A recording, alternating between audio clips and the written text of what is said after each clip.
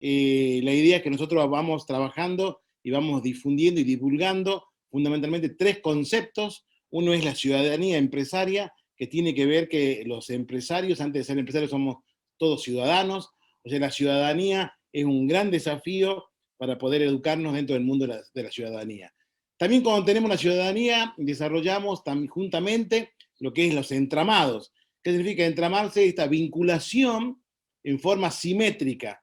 Muchas veces las personas se vinculan en forma asimétrica. La idea es buscar la mayor simetría posible dentro de los vínculos que se generan. Entonces, repasando, digamos, ciudadanía empresaria, tenemos lo que es entramado, los entramados sociales para generar el gran desafío que son los bienes públicos de calidad. Cuando hablamos de bienes públicos de calidad, consideramos que una sociedad, cuando mayor cantidad y calidad de bienes públicos tiene, mayor es la posibilidad que el ecosistema ciudadano pueda tener la mayor inclusión, integración, respeto por el otro, y esto es lo que nos vincula fundamentalmente a la gran desafío y la gran épica de generar la mayor cantidad de bienes públicos de calidad. Así que puntualmente dentro de todo esto que estamos planteando, de todo esto que vamos viviendo, la idea es compartir hoy un acontecimiento muy interesante de una amiga, de Inés, que ahora lo vamos a presentar. No sé si ya está Nancy allí, si no lo presento yo, no hay problema. Y nuevamente decirles que en contacto todo este material que ustedes tienen viviendo ahora, lo van a tener en la página web que va a salir próximamente, donde van a tener la gran cantidad de todos los oradores durante más de 10 años de trabajo en difusión de estos tres pilares, vuelvo a repetir, ciudadanía empresaria, entramados sociales y bienes públicos de calidad. Este evento del día de hoy nos convoca con una persona sumamente interesante, especial, del norte de nuestra Argentina, pero con una visión global. Queremos agradecer desde ya a Inés todo lo que nos va a compartir, una persona especial, que estén bien alertas con papel y lápiz, porque también para que hagan preguntas, las preguntas las pueden hacer directamente por el chat, hay gente de todos lados que estoy viendo, le vamos a pedir que sí mantengan el micrófono cerrado para que podamos tener la máximo de foco. Pero las preguntas que les vayan surgiendo, por favor, váyanlas haciendo allí en el chat, de pronto lo vamos a recibir y le vamos a pasar las preguntas a Inés, así podemos generar una conversación. Esto, como decíamos con Inés, más que sea una disertación, la idea es que sea una conversación y que ustedes puedan hacer las preguntas que quieran acerca de los contenidos que va a plantear Inés y que podamos conversar. Vamos a tener en total una hora de tiempo para poder disfrutar de este espacio. Así que humana de raíces indígenas que siempre luchó por el reconocimiento del racismo en Argentina. A los 28 años, la argentina Inés Palacios se convirtió en uno de los 11 líderes emergentes de todo el mundo elegidos por la Fundación Obama, del expresidente estadounidense, para unirse a una tercera cohorte de Obama Scholars. En Tucumán, dice ella, viví más el racismo cuando me preguntaban en el colegio de dónde venía, sobre mis raíces. Me costaba decir que descendía de los indios, como me había enseñado mi abuelo. Decir indio era sinónimo de alguien que era salvaje, incapaz, feo, y entonces yo me sentía de esa manera. Dicha beca incluía estudiar en la Universidad de Columbia en Nueva York en pos de promover el bien público, resolver los problemas globales más urgentes de la sociedad. Es licenciada en Ciencias Políticas y autoidentificada como feminista interseccional. Inés milita desde hace años por los derechos de los pueblos originarios y el reconocimiento del racismo en Argentina, al tiempo que trabajó impulsando políticas públicas para la transversalización de género en el gobierno de la ciudad y también de la provincia de Buenos Aires. Es importante que la escuchemos y vamos a poder compartir esta experiencia con Inés. Inés, todo tuyo, bienvenida a la comunidad empresaria y a la cantidad de gente que está ávida por escuchar. Muchas gracias por participar, Inés, nuestro corazón contigo. Bueno, gracias a ustedes por sumarse hoy, por tener ganas de interesarse en esto, a la comunidad empresaria por invitarme. Tengo la voz un poco tomada por el fin de semana, pero lo voy a dar todo porque estoy muy contenta de estar acá. Bueno, lo que había pensado para hoy era como hablar de dos conceptos y intentar hacerlo lo más corto posible, me echarle un poco con mi historia de por qué estos conceptos me resuenan mucho a mí y, y después, bueno, abrir más a la conversación. Y esos dos, diría que son en realidad tres conceptos, ¿no? El concepto de la interseccionalidad, el concepto de la igualdad de género y la idea del racismo en la Argentina. Para mí la mejor manera de explicar qué es la interseccionalidad es contar que si nosotros pensamos en una persona, por ejemplo, la historia de un personaje ficticio que yo me inventé, que se llama Ana, una mujer que está en silla de ruedas, una mujer que vive en la Argentina pero nació en Bolivia, una mujer que está jubilada, una persona grande, una mujer que no, que más que jubilada está retirada porque no cobra una jubilación, ¿no? Entonces, cuando pensamos en Ana y les cuento todas estas cosas, lo que yo estoy describiendo en ella son un montón de dimensiones de su vida, ¿no? Digo, cuento que es mujer, que no es varón, cuento que viene de otro, que sí tiene una condición de inmigrante, porque, digamos, vive en la Argentina pero nació en otro lugar, que esté en silla de ruedas, es decir, es una persona con una discapacidad, y es una persona que sufre un montón de necesidades. Y yo lo que estoy nombrando ahí, digamos, es una intersección de un montón de dimensiones. Y en particular, digamos, estoy tomando dos puntuales que tienen que ver con la cuestión de género y la cuestión de, pensemos si Ana es de Bolivia, toda la discriminación que podría haber sufrido Ana, creo que hoy a esta altura nadie niega la discriminación que puede haber sufrido, por ejemplo, una persona de Bolivia en la Argentina. Eso es un poco lo que hace la interseccionalidad. Mirar no con un lente, con un montón de lentes por donde estamos atravesados. Pero no solo mirar a la persona en el punto del plano de si le carece de algo, sino también pensarnos a nosotros mismos desde nuestras oportunidades ya resueltas, ¿no? Y ahí me pongo de ejemplo y permítanme ser autorreferencial, ¿no? Yo soy alguien que terminó la universidad, terminó la secundaria, terminó la universidad, tengo un trabajo, tengo una red de contención eh, y un montón de otras cuestiones que me vuelven una persona con un montón de privilegios y que me permiten hoy estar conversando sobre mi identidad, ¿no? Es decir, tengo un montón de cuestiones materiales resueltas que me permiten estar conversando sobre esto. Y yo creo que la interseccionalidad en ese sentido es una invitación a que cada uno se piense y reconozca con sí mismo todas esas oportunidades que la vida les ha dado, digamos, ¿no? No es más que un marco teórico, porque de esto se habló un montón en términos de desigualdad y de un montón de cuestiones. No estoy diciendo, creo que en algún punto nada nuevo. Pero eso es un poco lo que la interseccionalidad invita. Eh, Yendo más al plano de, del racismo, yo siempre hablo de que en la Argentina existen cuatro tipos de racismo. Seguramente existan muchos más, pero creo que hay cuatro que son bastante claves de entender o de que acordemos todos de que están.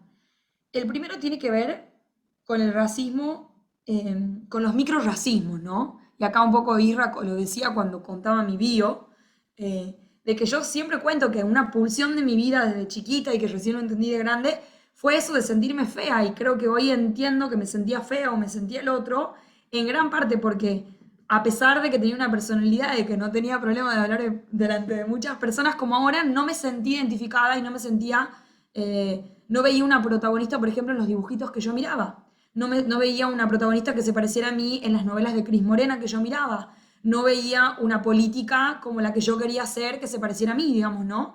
Entonces, eso me hizo sentir muchas veces menos, ¿no? Entonces, que a mí me haya quedado tan marcada esta idea de esta historia que siempre cuento de que cuando tenía 8 años estábamos hablando del árbol genealógico, mi profesora, mi señorita me preguntaba de cuáles son tus raíces, y yo era muy consciente de que mi abuelo nos había sentado a todos mis primos y nos había explicado que veníamos de los indios, del Valle Calchaquí. A mí me dio vergüenza decirlo, y me quedó tan marcado que me dio vergüenza por no poder decirlo y culpa por no poder aceptarlo, ¿no? Entonces yo creo que eso, así es como uno explicaría el microracismo y muchas personas lo viven de muchas maneras y creo que también es como un terreno muy sensible porque yo no le puedo decir al otro si está viviendo microracismo, es también un camino interno muy personal, digamos, ¿no? Después otro tipo de racismo es el institucional. Hay una organización que viene creciendo mucho en los últimos años, que para mí es una demostración de que así como el feminismo se volvió cool en algún punto, se puso de moda, es decir, se masificó y cada vez entendimos que no estaba tan mal ser feminista o por lo menos llegó a las conversaciones de todas las casas. Este grupo viene poniendo cada vez más cool la idea del racismo porque lo viene poniendo sobre la mesa. Este grupo se llama Identidad Marrón. Ellos hablan de la idea del marrón porque dicen que al identificarnos como negro, a mí mis amigas me dicen negrita, todos me dicen negra, no me molesta, pero el negro, digamos, la idea, la palabra negro está mucho más asociada o es mucho más una identificación de una persona con raíces afro.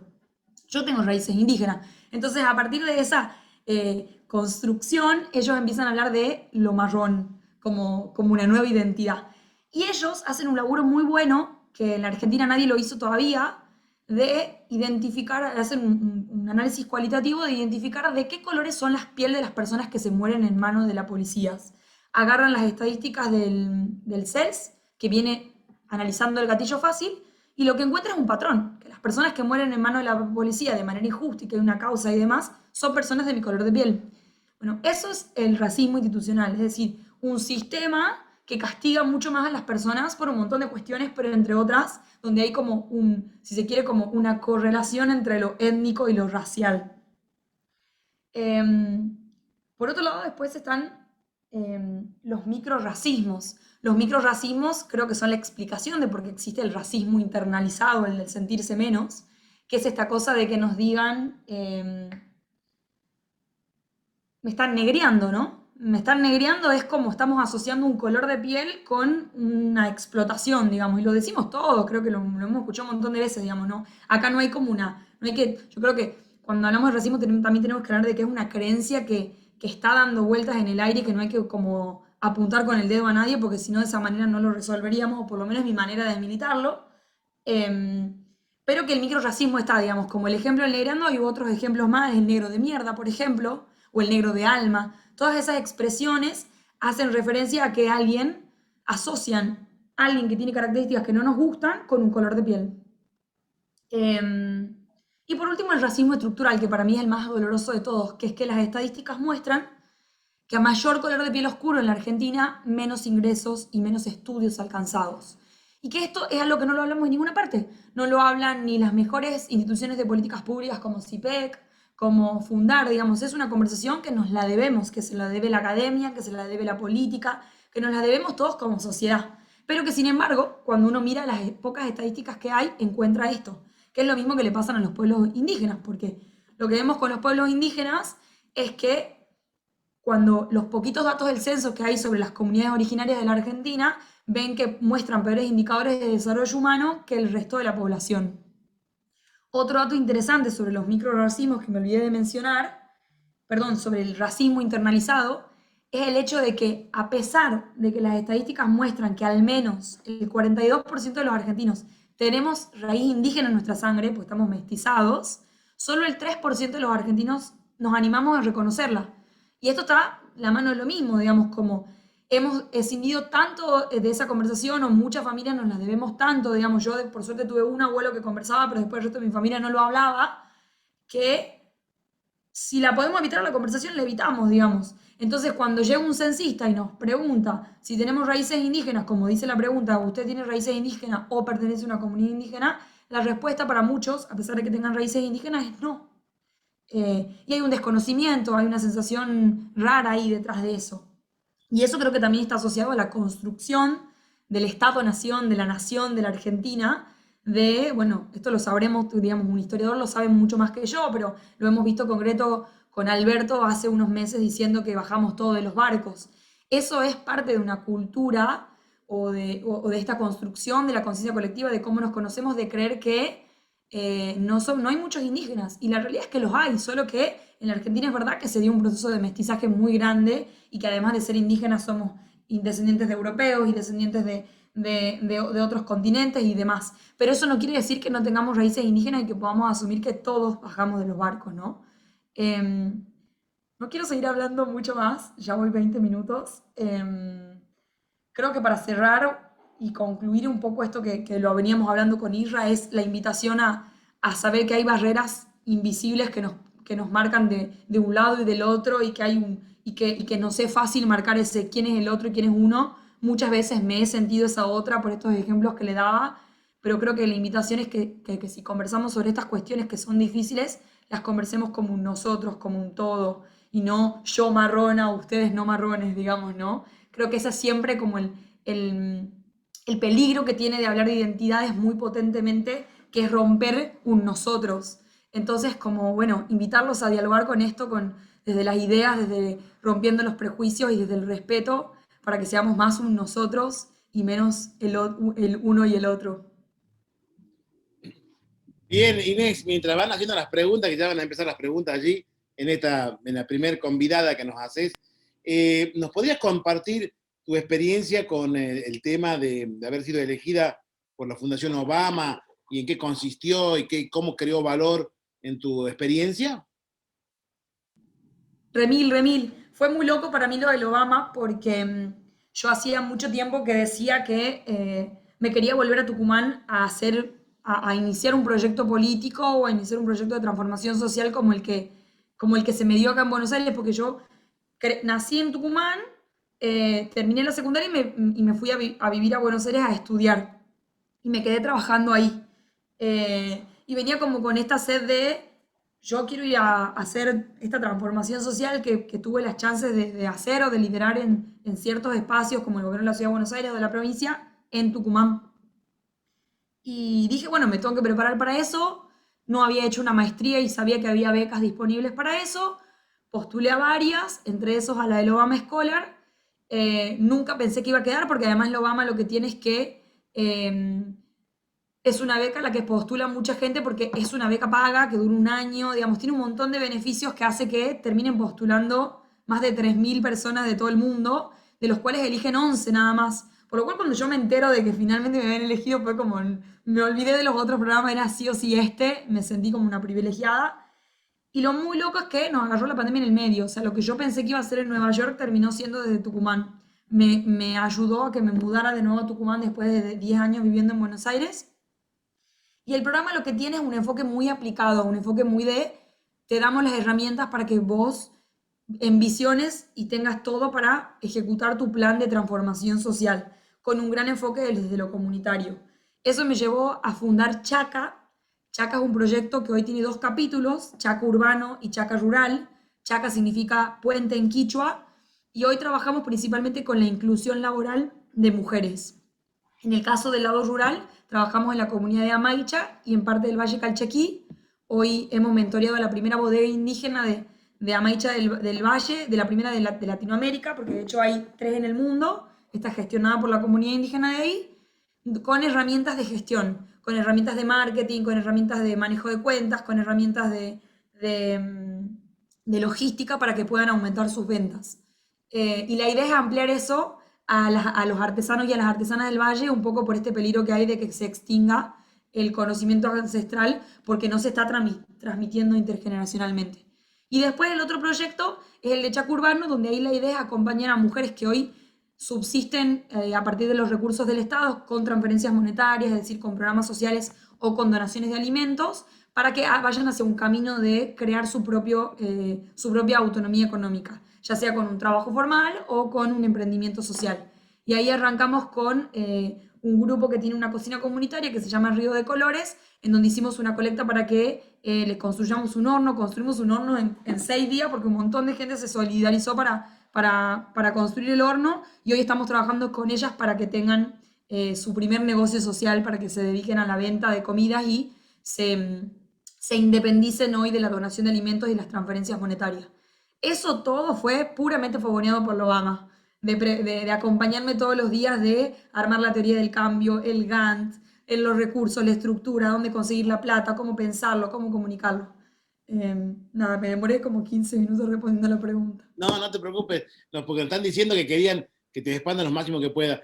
Decime una cosa, también nos preguntan allí acerca de cómo encaja en todo esto el doble clic de la discriminación por género, porque estamos hablando de un Sí, concepto que a su vez un doble clic también es la profundidad de género y un triple clic en lo social.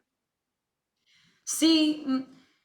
Mira, desde lo personal, a mí lo que me pasó fue que a los 22, más o menos, cuando ya había egresado de la facultad, en charlas con amigas de clubes de lectura, doy con un libro feminista y que cuando lo leo digo, pará, soy más feminista de lo que creía y para mí el feminismo estaba re mal, digamos, como que tenía una visión más conservadora de lo que era ser feminista.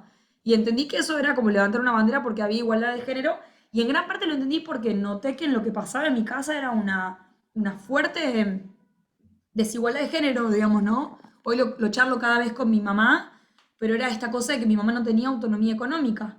Entonces eso me movilizó muy fuerte y me permitió entender que esa era una realidad para muchas mujeres. De hecho, hoy lo que las estadísticas muestran es que las argentinas dedican el doble de horas que los argentinos varones a las tareas no remuneradas. ¿Cuáles son las tareas no remuneradas?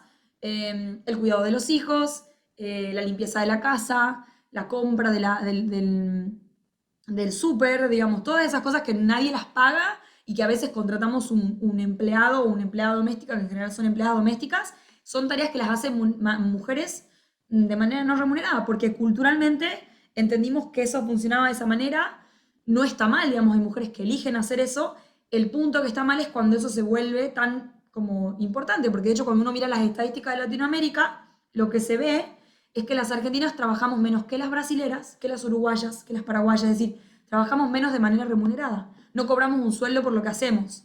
Y lo que muestra también la evidencia es que cuanto más mujeres entran al mercado, más desarrollo hay en la sociedad. Que no quiere decir que no tengamos que dedicar tiempo a la crianza de nuestros hijos y que eso esté mal o que todos como sociedad tengamos que trabajar en eso, pero bueno, un poco la invitación ahí es que dividamos esas tareas un poco de una manera más equitativa entre varones y mujeres, digamos, ¿no?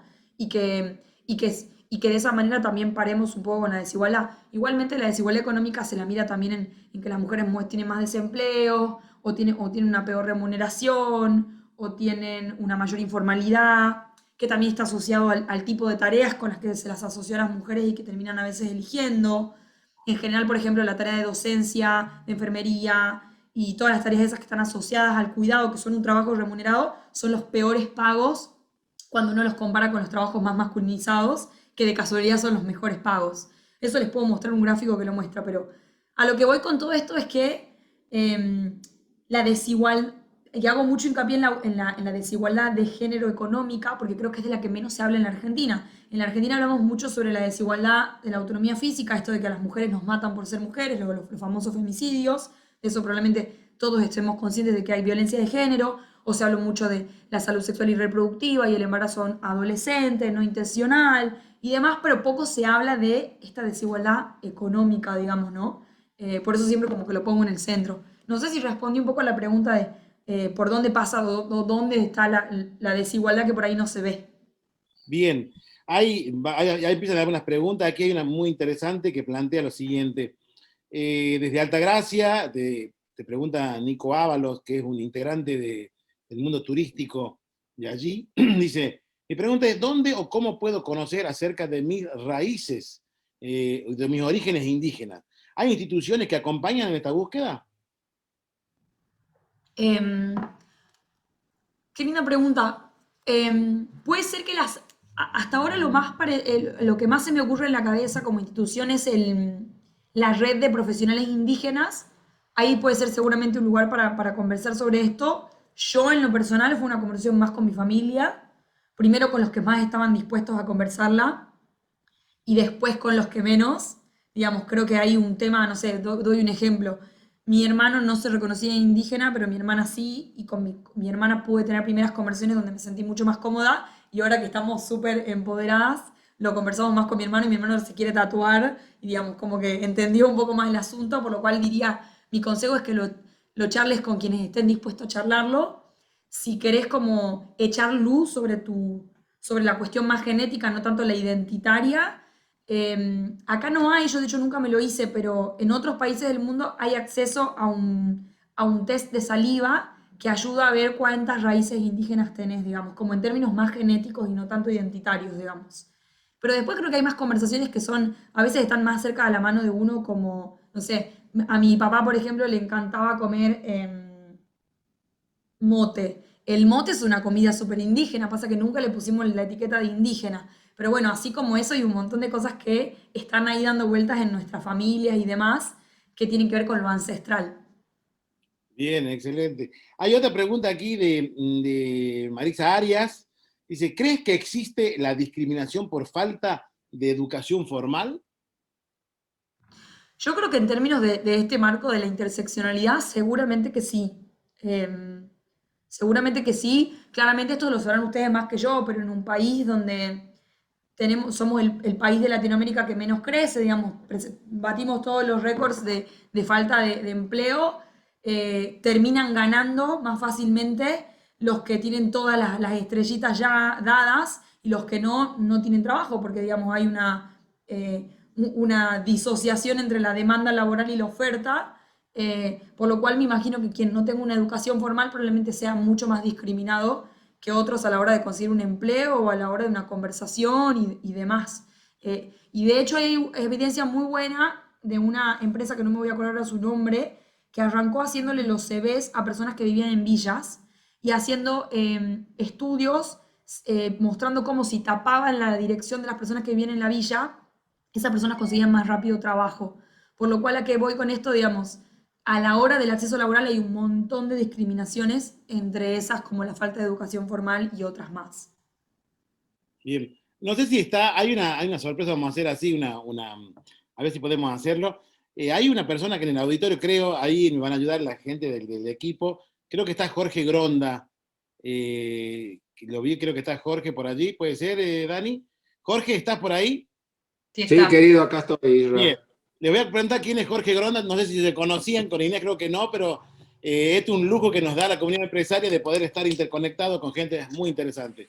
Yo le voy a hacer una pequeña presentación de Jorge. Jorge es médico y es el fundador de Humana, diría una obra social que se dedicó fuertemente al desarrollo de la salud en los pueblos aborígenes, en los pueblos indígenas del norte. Con Jorge tenemos innumerables charlas acerca de este tema de indígena. Y me encantaría, Jorge, si vos querés hacer una pregunta de las picantes que vos tenés a Inés, y si querés contar algo así, es importante que podamos encontrarnos en esto que nos da la comunidad empresaria de interactuar allí. Gracias, Isra. Hola, Inés, un gusto conocerte. Hola Eh, Jorge, un gustazo, un honor. Tengo mucha relación con Amaicha, tengo muchos amigos ahí en Amaicha y los quiero mucho. Yo soy de Jujuy. No, una pregunta que me resuena mucho en esto, que estoy trabajando con dos socios, tenemos una empresa con socios, que el presidente es un Atacama, ¿no? René Calpanchay.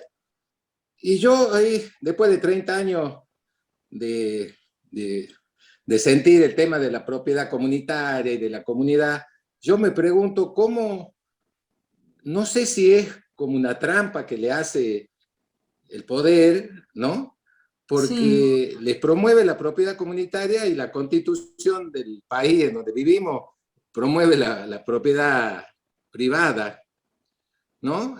Porque sí, no tienen, por ejemplo, en la Puna, no hay nadie que sea dueño de su casa, no tiene los papeles de su casa, es todo del Estado.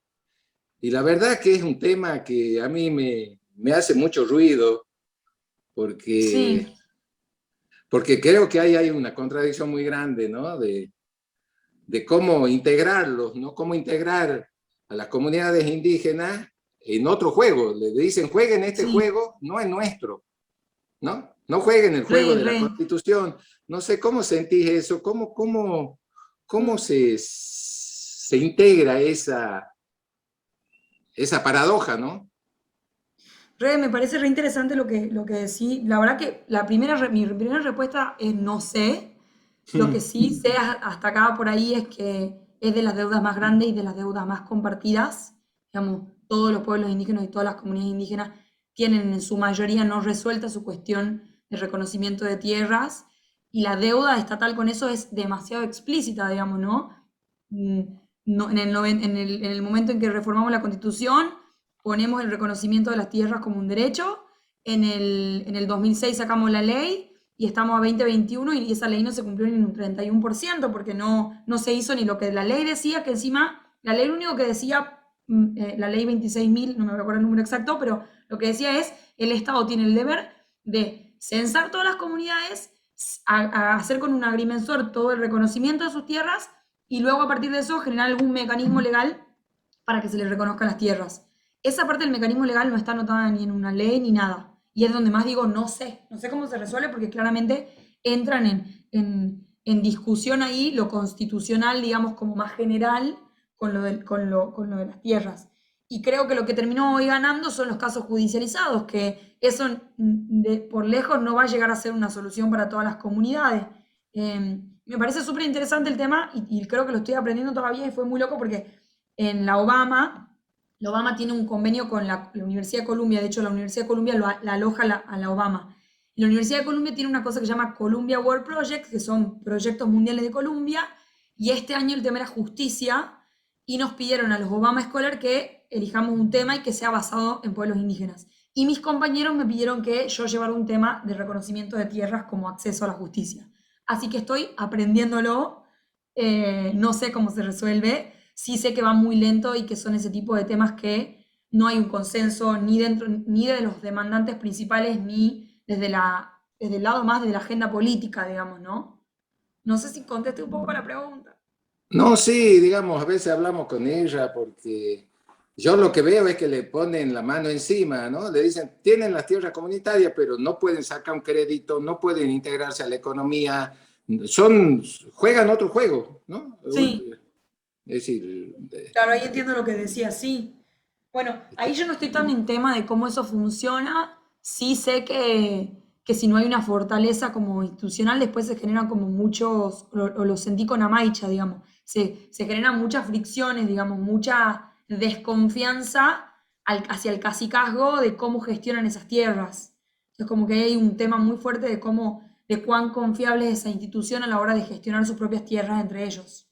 yo hablo con las comunidades y les digo, ¿por qué no hacen al revés? Le piden al Estado que le dé a cada uno, porque ancestralmente cada uno sabe cuál es la tierra y después se juntan. Pero que le den el título, porque si no quedan, es decir, no sé cuál es mejor, ¿no? Si el Sí. capitalismo con la propiedad privada, no estoy discutiendo, sino que yo siento que con eso le han puesto una traba a las comunidades, ¿no?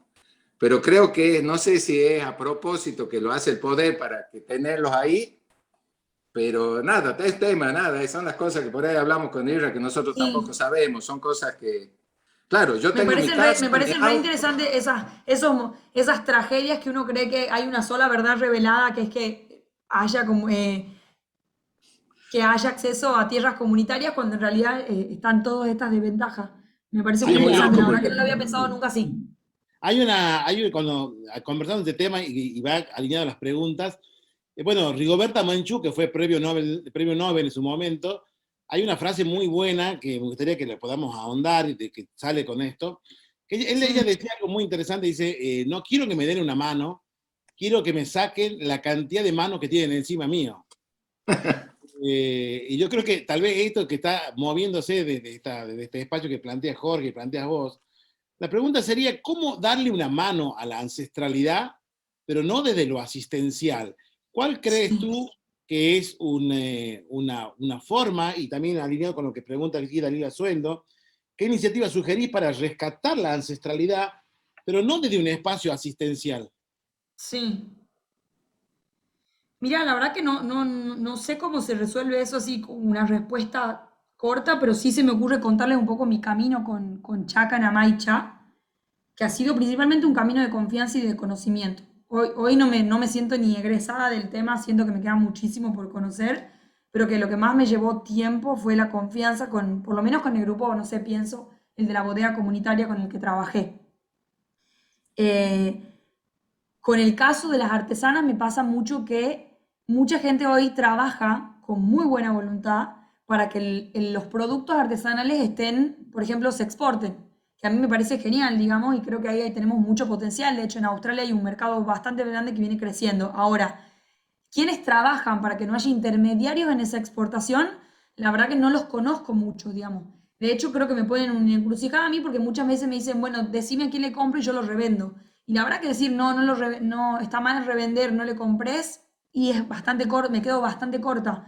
Pero sí lo que dijimos ahora es como, bueno, enfoquémonos en acompañar a quienes quieran, en dar todo, en compartir el conocimiento de la parte más del comercio electrónico para que las comunidades comercialicen ellos, si quieren, por sí mismos, sin intermediarios, digamos, ¿no? Eh, eso se me ocurre a mí en lo personal o de cómo yo empecé a meterme en el asunto. Es decir, agarro un tema muy específico, un problema muy específico, lo estudio, lo entiendo, me doy mi paciencia en equipo para intentar resolverlo, digamos. Y no querer como resolver todo porque siento que además la deuda es gigante.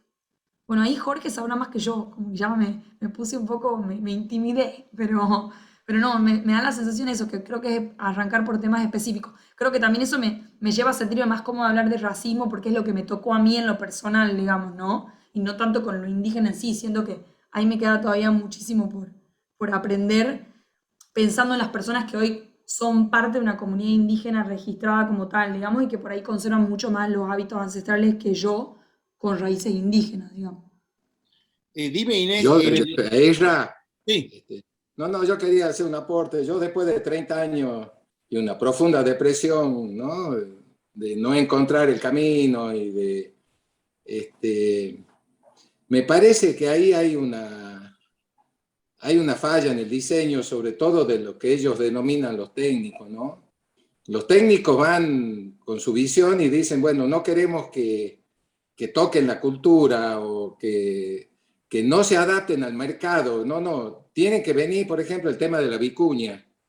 Es un tema de un potencial económico, todo, pero eso tendría que ser de la comunidad y el negocio del intermediario, porque hay muchos intermediarios, tendría que ser que se hagan socios de la comunidad y vayan con las ganancias, con el producto final, ¿no? De una. Es decir, creo que ahí hay una serie de cosas que se pueden hacer y que es el momento de hacerlo. No, y la otra cosa que yo desde el punto de vista de esto de los 30 años de médico, al final descubrí que la medicina es racista también. Yo creo que es el tema que hay que tocarlo. Yo desde el punto de vista médico, hoy estoy hablando con las universidades, yo creo que una materia transversal a todas las carreras tendría que ser el racismo, ¿no? Me parece que es el punto, vos sabés. sí. Y creo que lo que dice Sí, lo que dice Inés. Inés me parece importante, pero si podemos ahondar un poquito en el racismo, porque también lo estamos viendo a nivel global, Inés, ¿no? No es una cuestión Ujú. que estamos viéndolo a nivel solamente local, sino que empieza a ser transversal, ¿no? El racismo y el sectarismo, miren lo que está pasando en Afganistán en estos momentos también. O sea, creo Sí. que cómo se ve desde lo que vos fuiste aprendiendo en Obama el tema del racismo global, no solamente podés tener alguna de lo que vos sientas acerca de qué está pasando con el racismo local, el racismo global, qué pasa con esta cosa de esta tendencia sectaria que se empieza a vivir. Em, Mira, me tocó estudiarlo en una materia. En términos de soluciones, yo hoy no encuentro nada. O sea, si hoy me dicen, ¿cuáles son las políticas públicas que tenés que diseñar para que haya menos racismo en la Argentina? La verdad que no lo sé. Luego de haberme sentado con especialistas en racismo y demás, creo que hay como un enfoque, todavía una deuda incluso en medir el racismo, ¿no? Como en medir comportamientos racistas. De hecho, se está haciendo todo un laburo de inteligencia artificial para entender, para que todos podamos empatizar con lo que vive y siente una persona racializada en su vida cotidiana. Por lo cual, digamos, por ahí distinto de la desigualdad de género, que ya tipo, tiene muchas partes que son medibles, también por una cuestión de que es más discreto, digamos, la variable varón-mujer, a pesar de que, bueno, tenemos los no binarios. La raza, digamos, como concepto ya casi que no existe, digamos, porque está mal, sino que somos una mezcla de cosas, a lo sumo hay etnia. Entonces, empezar por ahí es bastante difícil en la medición, digamos, hay toda una deuda con la medición, una discusión que todavía no está ni saldada en Estados Unidos, donde se habla de hace un montón sobre eso. Eso creo que es un punto. Después otro punto es que está bueno separar que hay diferentes tipos de racismo. Creo que hoy lo que más se habla y que para mí por ahí puede llevar un extremo, pero también es bastante acertado en la conversación, es hablar de la supremacía blanca, digamos. A mí me parece muy fuerte la palabra esa y creo que puede como espantar a muchas personas, pero es esta idea de que el mundo en el que vivimos y la historia de la humanidad está marcada por privilegios para las personas blancas, digamos. Y que eso todavía vive en nuestra realidad, digamos. Lo que creo que terminó pasando muchas veces es que en estos extremos polarizantes lo que terminamos teniendo son, como vos decís, grupos sectarios de sos black o no sos black, digamos, ¿no? Que yo creo que es lo peor que nos podría pasar como sociedad y que es el riesgo que tiene una identidad marrón en de crecer a partir de ahí desde un uno y un otro. Al mismo tiempo que creo que son necesarios esos espacios porque son los espacios que contienen a las personas como yo que necesitaban hablar del tema y que no encontraban otro lugar donde hablarlo, digamos. Eh, entonces te diría que la globalización cada vez nos va conectando más y nos va permitiendo como compartir lentes, que las realidades son distintas, de que todo está resuelto, no está tan resuelto, y que los extremos probablemente nos lleven a lugares medio extraños que hay que tener como mucho cuidado. Bien. Hay una pregunta muy linda aquí de Flor Benito. Eh, Dice, del 1 al 10, vamos, para ponerlo a una medición así, imposible, pero bueno, como para tener un marco. ¿Qué tan racista considera que es nuestro país en relación a Latinoamérica y con respecto al resto del mundo? Mm. Me sale mi lado positivista porque conozco el Global Gender Gap, que es que el índice de y desigualdad de género que nos permite y nos ubica en un lugar a nosotros. Es el Racist Gender Gap no existe, perdón, el índice de racismo en del mundo no existe. Eh, no sé, o sea, hoy porque la milito venimos a decirte que somos un 9 un 10 porque no lo hablamos. Entonces, que no lo estemos hablando y que tengamos un presidente que dice que bajamos los barcos y es una tremenda deuda. Entonces, sí, yo sé que, y es más, creo que este tema incomoda, digamos, ¿no? Acá hay una cuestión también de disonancia cognitiva. Es tan fuerte y doloroso hablar de este tema que la reacción humana natural para muchas personas es, esto no está pasando acá, no hablemos de esto. De hecho, me pasa con muchos colegas de militancia. Yo milito, de hecho, en Cambiemos, o sea que es un tema que no está en la conversación, estos temas suelen ser mucho más de izquierda. Es que no la pueden pronunciar la palabra, les da miedo decir no pueblos originarios, indígenas, racismo, un poco porque se sienten en lo desconocido. Y creo que también otro poco por la disonancia cognitiva que implica hablar de esto de lo que nunca se habló, porque todavía no es cool hablarlo. Entonces me animo a decir que es un 10 por ahora porque no está en la agenda. Eh, nada, eso. Eh, Dentro de las plataformas políticas, el tema del racismo y el tema del indigenismo, ¿tiene algún espacio? O sea, ¿o no tiene un espacio? Mira, creo que se supone que el INADI, a nivel nacional, el INADI es la persona que tendría que hablar de racismo en sí o en discriminación por ese lado. Y por otro lado, bueno, el instituto, si hablamos más de pueblos indígenas, el Instituto Nacional de Pueblos Indígenas.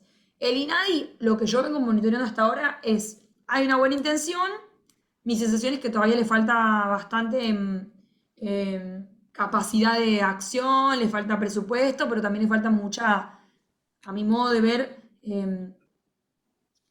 capacidad, solidez técnica para abordarlo, digamos. No sé, si miran los informes del INADI, no se para por tipos de racismo. Bueno, hemos visto, fue un escándalo en Twitter el año pasado de unas imágenes que querían como exponer el racismo con dibujitos y se pasaron al otro mambo y terminaron estigmatizando, ¿no? Y yo doy siempre un ejemplo del lado de género, digamos. No es lo mismo decir que las argentinas trabajamos el doble de horas que los argentinos, a decir que las mujeres somos más sensibles que los varones, ¿no? La primera afirmación está basada en una discriminación en la evidencia y la segunda, no sé, de hecho hay un montón de discusiones de neurólogos si somos más sensibles o no, bla, bla, bla, digamos, no está saldada, pero es una estigmatización de quiénes son los varones y quiénes son las mujeres. Con el racismo pasa lo mismo y es muy fácil caer en una estigmatización y lo que terminó haciendo el INADI hace poco fue bastante estigmatizante, digamos, ¿no? Dibujaba como unos niños en marrones en el colectivo que eran discriminados por personas blancas, no sé, como que probablemente eso pase, pero como que no tenía sentido, terminaba estigmatizando a mi modo de ver. Bien. ¿Cómo se podría, para ir terminando esta rica charla que va a quedar muchas cosas, vamos a tener que invitarte a Córdoba al Congreso Nacional de Entramados para poder trabajarlo allí? Pero Inés, cómo se puede aportar qué podría aportar la ancestralidad al entramado general, a este tema de la grieta? ¿Qué podría aportar la ancestralidad? Uy, qué difícil, nunca la había pensado. Creo que hay toda una conversación del ambiente y el cuidado de la tierra. Yo creo que todo lo que empecé a tener como más de conciencia de la tierra la tuve en Amaicha, o todo, por ejemplo, todo lo que tiene que ver con los ciclos anuales y de mi espiritualidad, le empecé a abrazar mucho más ahora desde la ancestralidad, obviamente eso no tiene que ver, no sé si tanto desde la política, pero más desde lo individual. No sé, o sea, creo que, no sé, más, será porque estoy muy enfocada en la negación. Yo creo que todavía la nación argentina está como erigida en un negacionismo. Entonces, ¿qué tiene para aportar es la diversidad? Que aparezcan, o sea, que estemos, digamos, no, que saldemos esa conversación, que dejemos de decir que somos todos, que todos bajamos de los barcos. Bien, Inés, bueno, queremos agradecerte, creo que ha sido una cosa muy rica, no sé si ahí vamos a tener algunos feedback en el chat, qué les pareció, cómo nos sintieron. Queremos agradecerte fuertemente el espacio y solamente me gustaría que nos puedas contar algo más de la bodega comunitaria de Amaicha, si De nos los puedes contar Amaicha. algo más. Sí. Sí, una bodega que arrancó ya hace varios años, hace 5 años. Es la primera bodega gestionada por una comunidad indígena, por la comunidad de los Amaicha. Eh, Esta bodega hace dos tipos de vino, la cepa Malbec, que de hecho ganó premios, le va muy bien en su calidad, y la criolla, que creo que es lo más interesante porque es una cepa que se está empezando a hacer cada vez en Amaicha, pero que por una cuestión cultural se había extinguido. Desde lo personal y desde lo que encontramos en Chaca es que todavía hay muchos desafíos de la gestión, digamos, ¿no? Que haya como, ellos quieren vender, quieren tener como ganancias, como cualquier negocio, digamos, y creo que son bastante audaces en conectar lo comunitario con el capitalismo, si se quiere. Creo que hay como una oportunidad súper linda, pero todavía faltan estas capacidades más de gestión.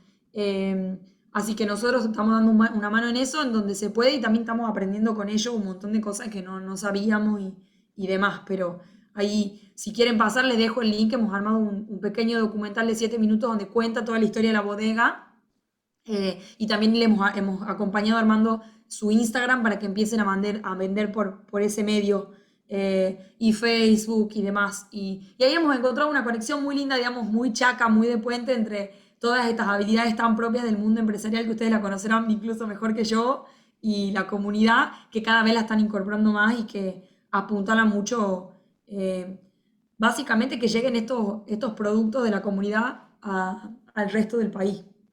Bien, sí, bueno, después nos pasa por privada o por aquí por el chat, nos pasa la dirección para que podamos pasar el video a todos. Bueno, queremos agradecerte, Inés, nuevamente. Creo que queda mucho tela para cortar, como vos decís, muchas cosas para compartir.